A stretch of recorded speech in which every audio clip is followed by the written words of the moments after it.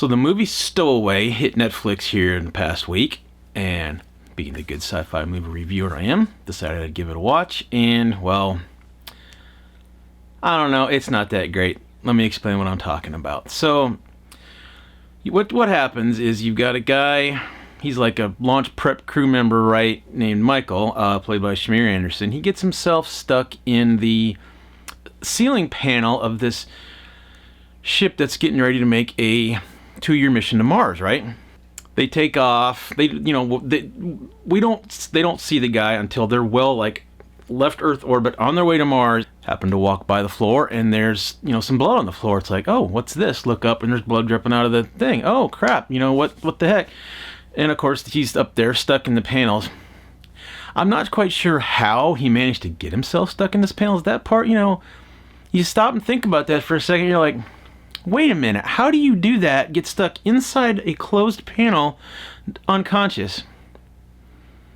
How does that work exactly? I know we're not supposed to think of things like that, but when you stop and think about it, when you do think about it, it's like, that makes no sense. And that's kind of what this movie was to me, was a lot of things that just didn't make sense. So you've got the mission commander, Barnett, played by Toni Collette. You've got Dr. Zoe. They may have their last names. I don't know. Remember, they didn't really use them. Dr. Zoe, that's Anna Kendrick. Then you've got biology researcher type David, Daniel Day Kim. And that's your cast right there. There's 4 people. I mean, that's a pretty tight movie, right? He falls out of the sky here, and they're all going, oh crap, this mission's only designed for 3 people. When in reality, this ship was only designed for 2 people, and 3 was pushing the limits. Oh crap, now we got 4. What are we gonna do? They go through all this rigmarole. Oh, the typical moral dilemma type of thing, right? Truth is, none of us are going to survive unless one of us doesn't. So we gotta, they don't actually do the whole draw straws thing, right? It's like, oh, Michael's got to go. Oh, nope, I'll do it. Nope, I'll do it. They all go through the usual predictable type of thing, right? And oh, we have a solution. Solution doesn't work. Guess what? The ending is a little predictable too. Just get that right out of the way. What wrecked this movie for me was a lack, I think it was anyway. If you disagree with me and you've watched it and you thought differently, please argue with me in the comments below or over on sci-fi-review.com, please. But there were so many scientific details that this got wrong, or little logical things like, how the heck did this guy get stuck inside a closed panel before launch? Yeah, the company's looking into it, but it's like, how do you not have everybody, accounted for? Okay, cool. Not, oh crap, somebody fell asleep, under the launch pad and they get incinerated. Stuff like that. It's like, how would this even happen? It probably wouldn't. Yeah, I suppose it could. I have no idea. I don't even know if this was based off a book or not. Could be.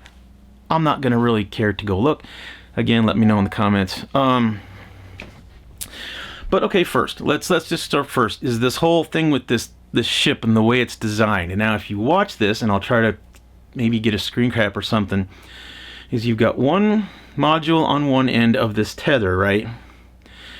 My white balance just completely went crazy. Wow, that is insane. And then you've got another part of the ship here on the other end of this tether, and like right in the middle is this solar array for your power. Now, physics degree holder here, this thing is like constantly rotating around, right, to give some artificial gravity. It's not really gravity, it's centrifugal force from being like water inside of a bucket, and you spin it around and it sticks to the bottom of the bucket as it's going, that type of thing, right? This is exactly the same concept.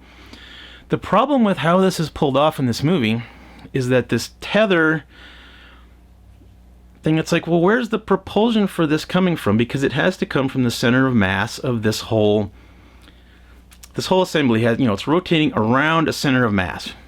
That's how it works. A wheel, the center of mass is here. If you have like a heavier thing here and a lighter thing out here, your center of mass goes to one side. Where's the center of mass of this thing? I don't know, but it's like the center of mass is this little solar array. Is there any engines or anything on that? I don't think there was. So where's this thing being driven from? And then you get into the part where they're all living at, right? And I'm going to have to try to dig up some clips or something right here now. to illustrate what I'm talking about is when they're in this capsule and you can see them kind of eccentrically, wobbling around the Earth the way that this thing should be rotating, but the way they're doing it is that they're looking out the window but at a really weird angle, and it makes no sense because they should be, like perpendicular to the, so that should be doing this number, but instead it's like doing this thing like this, and it's like, that makes no sense whatsoever. And every single time they go to this room or this, what do you want to call it, compartment on this ship where it looks out and looks back at Earth, every single time, and that would just, it would drive me insane, okay? Just drive me insane every time I look at that, because I'm sitting there going, that's freaking wrong, man, it's wrong. And the whole thing with the ship. And okay, and then here's another thing. Michael, he gets caught up in this thing, right? Part of the thing that happened when he was up in there was some CO2 scrubber gets irreparably damaged, right? Now I'm thinking, okay, we'll just get a spare out of the closet, right? I mean, it's a absolutely mission critical part of the ship that this thing not ever fail, and if it does, we need to be able to replace it, right? Or at least repair it. No, this is the only one of these things on this ship, and there's no spare. It can't be repaired. What the heck? You don't go on a one-way mission for 2 years with only one of a mission critical part. Yeah, it saves weight, I guess, so you don't have the fuel to take off, but what's the point if this part just randomly fails? Well, okay, shoot, no, you have redundant systems and or you have, spare parts. I'm sorry, that's just how you would do it. And the first time they said that, I'm just like, what? No, what? I couldn't believe it. I can't believe it. Oh, and then we get to the end. Now here's strike number 3, right? The very ending, they're trying to get this oxygen they're trying to get breathable oxygen from the liquid oxygen tanks that may be left over on the vehicle on the other end of this tether, and it's like, well, why would that even be there, for one? I'm sitting here going, what? No. But they go to get these canisters, they fill these canisters from the tank like they're filling up a 5-gallon propane bottle off of the, house propane or something. I don't know who came up with this stuff. It's like, what? No. And all of a sudden these alarms start going off, right? Oh crap, it's a CME, or a coronal mass ejection. Now, physics guy and ham radio operator here, I can tell you that 2 things happen during CME. It's usually, initially you get like an X-ray burst or something like that, and that travels at the speed of light away from the sun. Yeah, okay. Where they were at, they'd have like 10, 12 minutes, I don't know. I think they said 20 minutes. I don't know. Yeah, okay, that's fair. But the actual mass from the coronal mass ejection takes hours, and I mean several hours, if not like an entire day, to get to them. Because it's mass. It's not light. It's not, X-rays and light, whatever, radiation, whatever. It's actual mass, and it can't travel at the speed of light. Einstein said so. That stuff takes a long time to get there, right? I mean, yeah, okay, the X-ray burst might be damaging if it's an absolutely huge CME. I mean, they showed they had a little radiation compartment, where we got to huddle in the compartment for shielding, right? It's like, okay, that's fair. But then the part with the actual coronal mass ejection, all this stuff starts flying by the ship, right, at the same time. And it's like, no, guys, no, that's not how this works. That's not how this thing works at all. Now, and okay, now here's the last part of this that really stuck it for me. And it, like I said, I don't know if this was based off a book and this is actually how it was written. I don't know, but there's one scene where Michael, he's an engineer, launch prep engineer on the, ground team for this mission, right? But he knows a lot about this ship. There's one compartment. Oh, I know this compartment. Yeah.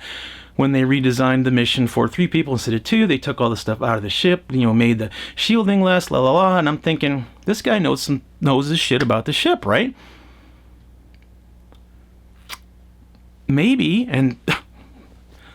he could come up with an idea. Hey, what about that thing there that, they changed and didn't really document well? Or we could do this instead with the ship to do, and somebody go, oh my God, that's a genius idea, Michael. Why didn't we think of that? Well, because we're not, structural engineers for the ship, right? No. No, they just don't even read. They don't even come back to that fact at all, that he knows all this information about the ship. It's just like all of a sudden he forgets it all or something. I don't know. But that, there's just, those.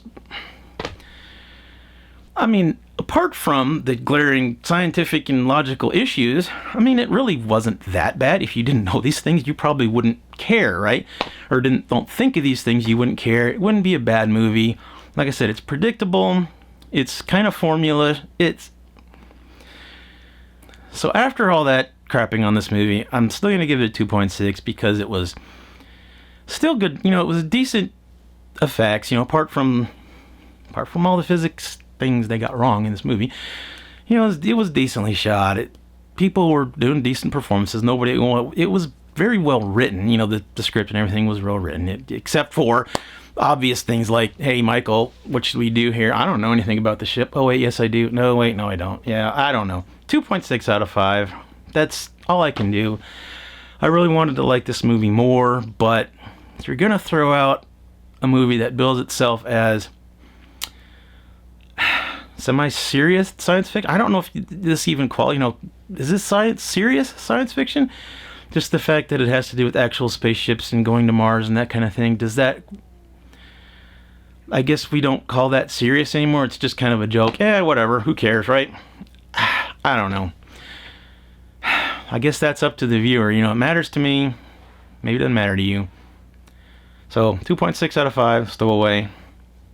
Thanks for watching. If you like this video, please hit subscribe. Hit the little bell. Give this video a like, maybe. Lets YouTube know that, hey, there are people actually watching this, and I would greatly appreciate it. Thank you very much. Thanks for watching.